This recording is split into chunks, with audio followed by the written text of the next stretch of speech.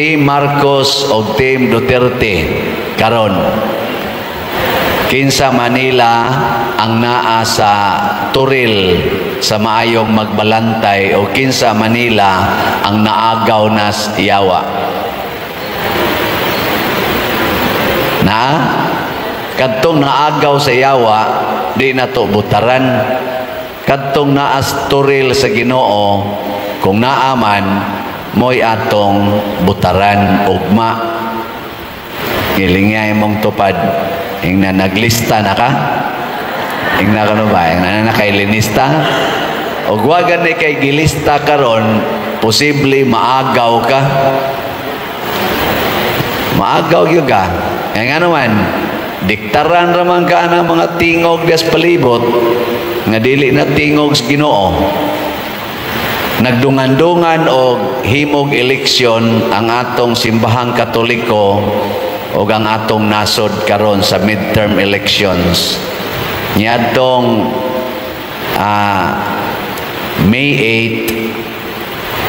8, naka-elektag bagong Santo Papa, si Cardinal Robert Prevost, taga Chicago, ni Agustinian, o kaning sige nga ni American, first American na Santo Papa na elected. Nigasto ba sila kwarta? Nigasto pero dili gikan sa bulsa ni Cardinal Prevost. Nangumpanya ba sila? Wa sad. Nagtigom ra ang 133 ka mga cardinals, nya wa sila'y communication to outside world during those days sa conclave. Nagampo sila, magampo sa sila, nya human butasyon. Nya nibulhot ang aso, itom ang aso dito sa Sistine Chapel, wa pa sila kapili. Kay ang timailhan nga nakapili na muputi ang aso. Amot kapilato ni ito mga aso, kausara man tingali, pag ikaduha ni puti man dayon. Pag di sila kapili, di kabot og 2/3, wa sila napilian nga gipili sa 2/3 of their number, magampo na sad sila. Pero way kumpanyahay. Magampo na sad, mangayo sa Holy Spirit og lamdag, nya butasyon na sad. Og di gyapon kaabot og 2/3, wa gyapon napilian sa 2/3. Ila na sa tong sunogon, itom na sad nga aso. Nya ampo na sad. Ana kita sa atong nasod unsa may atong style nigpili. Naay kumilik haron mo gawas ang kamatuoran, naay kumilik nga naghimo og election code og sundo na siya, mo gawas gyud ang kamatuoran more or less.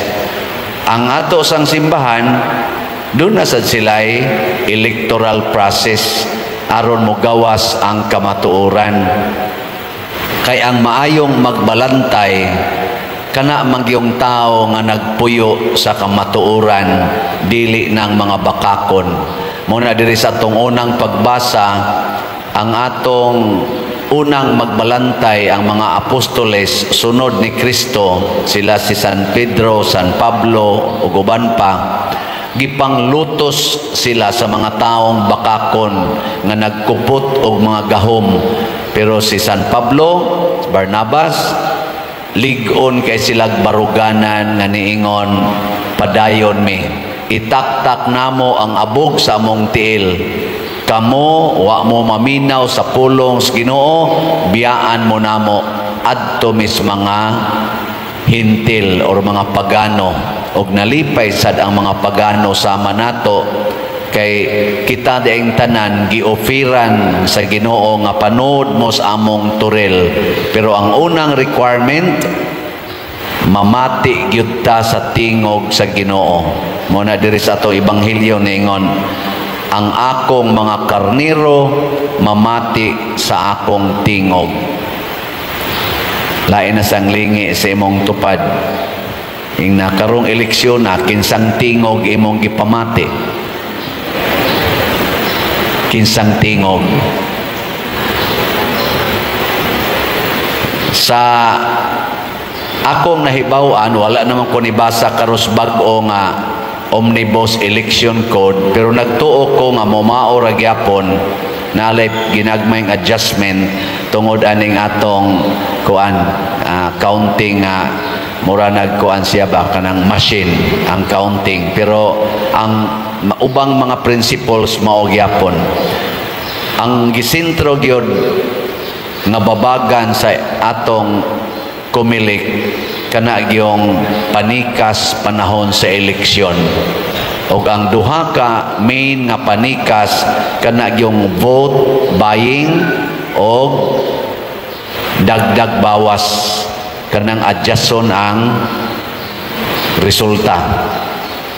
Ang vote buying kanang dili manghatag og kwarta ang kandidato. Wa bay nang hatag og kwarta?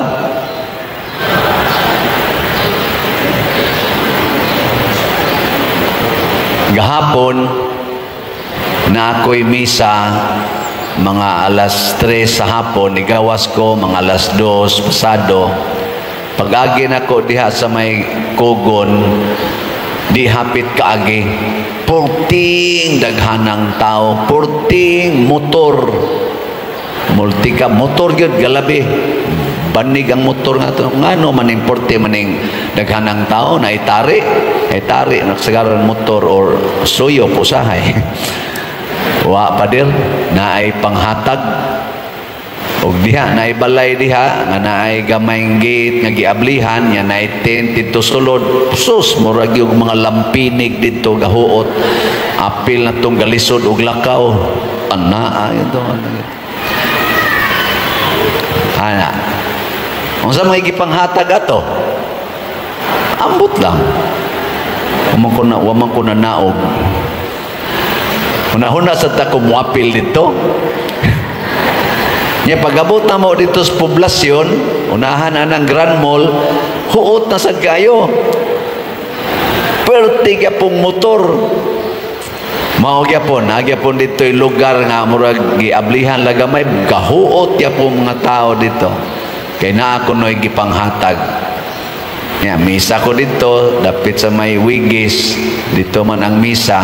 Pag humanamon ko yung misa sa Cebu City, di mo dritso may ngadto sa padong na lang may agin lang may ngadto sa Katarman. Dugay kay may nakalusot anang Grand Mall, kay porting huuta. Tungod lagi atong naadihay ng hatag. Pag abot na namo ngadto, ay salamat taon, tuloy-tuloy na. Abot atong may Petron katong iskina padong ato liko sa Amara, huot naman sa kayo. Dito na sa di ay nanghatag di ay maogya pong purmaha ana perting huota. First time in my life nga 2 days before sa election na ay manghatag. Semblance of vote buying mana. Gani gipahunong sa atong kumilik katong tag 20 ang kilos bugas dinis ato kay basin unyag maaan nga vote buying. Nya kadto unsa man to? Nya ningon sa tong akong kuyog nga driver, wal ay kani pa der dinhira ni pero tuam sa dito sa amo, tuam sa dito. Ambot og hain pa kay dunay nang hatag. Ilingiyay mong tupad na niapil ka ato. Lingiya ba? Minaw nga na basing nisliot-ot sa na dito. O nakadawat siya kong text, pipila ka text pa der, dito na ka. Naku, nang hagad pa. Uy, Ginoo ko. Unsa kay dangatan aning eleksyon na? Harap-harapan naman sa una, kuan raman to, riyumor-yumor raman nga, kinamangay ko no, kanang 3 days, 2 days, kaya pahunongo naman ang kumpanya. Kanusan ihonong ang campaign? officially. Hawa ko kibaw. Pero basta few days before sa election, hunong na ng campaign. Mingon na sila, kamang na. Di na campaign, kamang. Pero ako kakitag nagkamang-kamang sa una. Karon dili kamang. Public. Lambot lang. O kung say justification anis kumilik. And second, kaning dagdag bawas. Kanang adjuston sa kumilik ang result kuno. First time nga naa sa social media nakita na nato nga dunay nagrally 3 days, 2 days ago or gahapon. Dunay nagrally dito sa atubangan gyud sa kumilik dito sa Intramuros sa main office. Pinanguluhan nila ni Attorney Glenn Chong. Og ilag yung gi-public og declare nga ang kumilik tikasan. Nga naay anomalya ang kumilik. Og gi-public og declare dito ni Attorney Glenn Chong nga gi-accuse niya ang kumilik nga na ay daghang anomalya o gusto siya nga ikiha siya sa kumilik aron mag-abot sila sa korte o magyagyagay sila sa ilang ebidensya. O iyang sulti dito na ana sa social media sugod man ting ito 2011 niyang siging monitor kay advocacy man na siya for clean and honest election nga naagi daghang tikas labi na gyud sa 2016, 2019, 2022 nga elections kuno. Ug iyang gi-challenge ang kumilik. First time ni nga gi-challenge kanaog mo diha, gawas mo dire, mag-atubang ta, ikiha ko ninyo. Wa pa jud kuno ni ikiha niya. Ambot ka karong after election naa ba ka? Posible ba nga way ni ikiha tungod kay tinuod ang iyang gihuptan nga kamatuoran? Question mark ni mo nang ang kiha ni Glenn, ang accusation ni Attorney Glenn Chong dagdag bawas na mudawat kuno og bayad ang kumilik pagkasubo palandongon. Mo nang akong hangyo karon nato magampo ta. Nakaingon ko unsa kay mahimong resulta ni ining atong midterm elections ug sa sunod pang mga elections kung karon makita na nato in public ang hinatagay og kwarta, makita na nato nga naay mga tao nga isog na kaayo nga moatubang gyud ngadto sa babaan sa pultahan sa kumilik ug manghagad nagkinihaay sa kumilik commissioners. Unsa naman di ning atong nasod karon? Kumusta naman? Naa pa ba'y kamatuoran panahon sa eleksyon? Ang atong paagis pagpili og good shepherds, mga pangulos atong nasod, good pa ba ang atong system or bad na? Kay kung ang atong system sa pagpili bad, then we will choose bad shepherds. Ang atong simbahan nagpakita og nindot nga ehemplo, maampuon, mapaubsanon, open sa kabubuton sa Dios ang pagpili. Gani sa akong nakita diha sa social media na ay mga analysis diha nga gipanghatag kining atong napili karon na cardinal, si Cardinal Robert Prevost.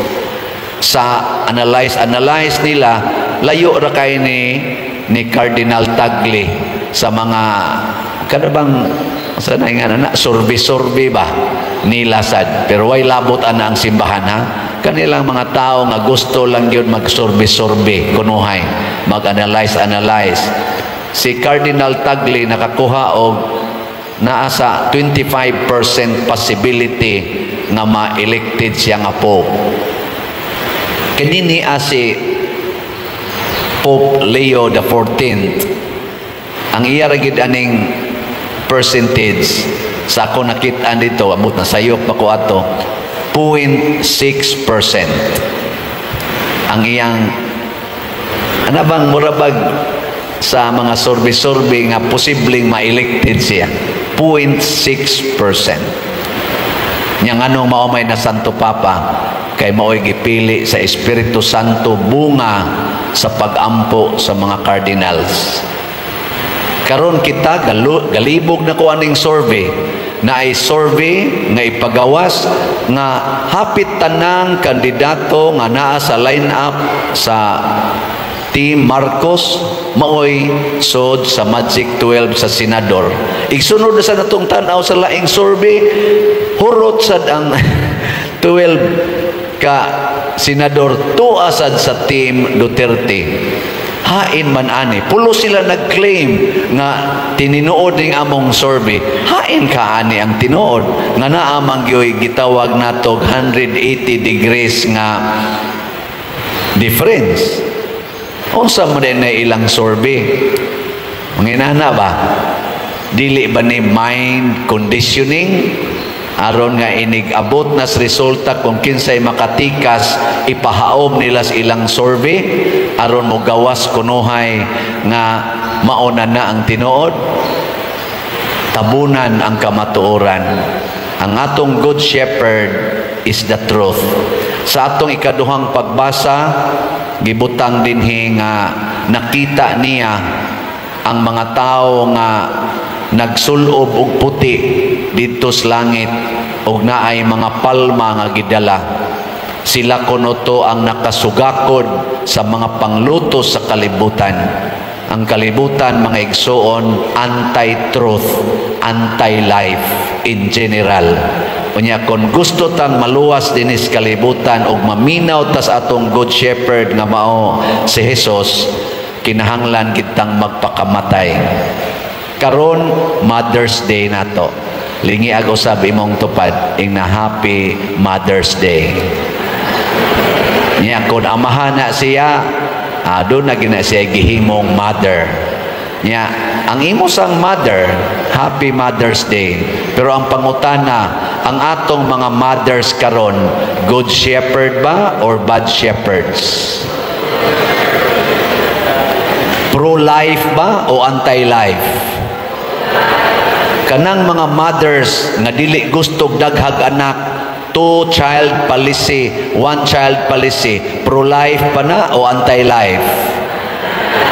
Kanang mga mothers nga magsige gamit og pills, magamit og condom, IUD, ligation, og labaw tanan, abortion, good shepherd pa na o bad shepherd? Hinaut unta, nakitang mga katolikong mga mothers, advocate on that life. Ang atong mga mothers karon, dili ba mga bakakon? Advocate ba sila sa truth? Kumusta ka ha? Unya kung mamakak na sila, unsa pa man na sila, good shepherd or bad shepherd? Kusga. Mao na.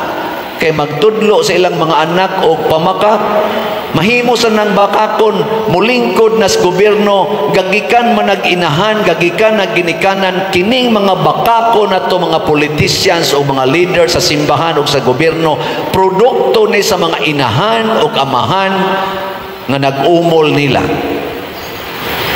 Ug ang bunga, mao na nirong nahitabo sa tong katilingban.